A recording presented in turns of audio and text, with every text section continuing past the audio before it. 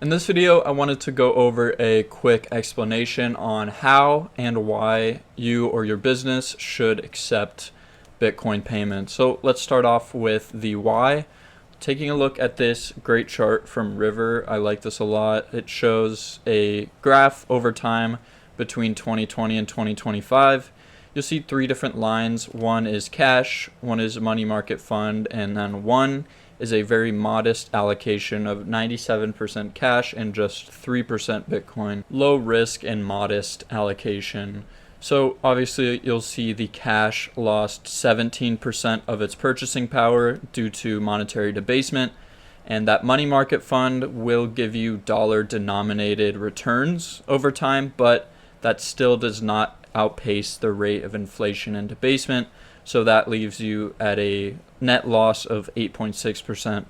And then just this 3% Bitcoin portfolio, yes, it was more volatile in the short term, but over that 5-year time period, you had still relatively modest gains of 7.31%, which is really great on just a very small allocation. So by allocating just a small percentage of your savings or your business's reserves to Bitcoin, you can greatly outpace monetary debasement, outpace inflation, and grow your purchasing power into the future by investing in the first truly absolutely scarce monetary asset. So next, let's go into how you can start accepting Bitcoin payments and using it in your everyday life. So I'm here in the Speed app, so you can access this by going to tryspeed.com, and you can, so this here is a merchant account. So if you have a business, you want to set up a way to accept payments for things, you can set up a Speed merchant account. Or if you're just an individual who wants to start using Bitcoin, maybe you and your friends agree that instead of Venmoing each other back and forth, you will use Bitcoin because the fees are much lower and it's the best money in the world and it's permissionless and there's less middlemen involved, less fees. If you want to do a personal account, you can just create a Speed personal wallet as well. From there, you're able to exchange dollars for Bitcoin to hold, to spend, and that can just be your small slice of Bitcoin allocation. Obviously, the goal is to eventually self-custody your Bitcoin and increase your security. But if you're just looking to get into it, start learning about Bitcoin, then I think getting a Lightning wallet like Speed is a great way to start. I'll also have a referral link down below for both a Speed personal wallet and a Speed merchant account. So there's a lot of cool things you can do with the merchant account. For me, I make websites, so I use the developers tab to use an API key to then build applications on top of Speed, so then I can accept Bitcoin payments directly on my website. If you're interested in getting help building a website and using that website to accept payments, both through Square for regular card payments and Bitcoin payments, I can help you build it. I'll leave my website and my email down below if you're interested in that. But you also don't need to necessarily create a website to accept Bitcoin payments. There's a lot of features here. There's a products feature if you want to sell specific products. I just added a test here. But then you can just say receive payments, and there's a few different options here.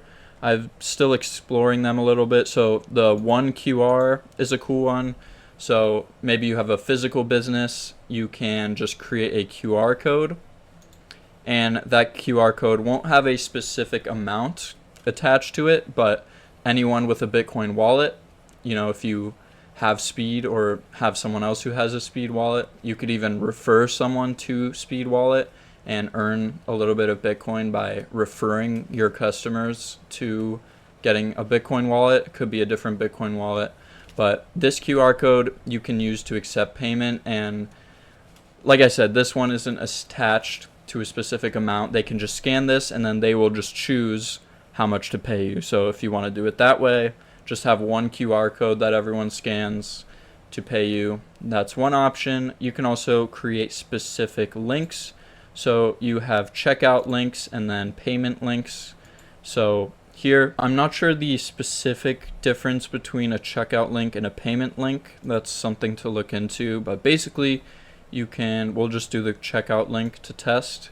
You can enter a specific amount, say 15 USD.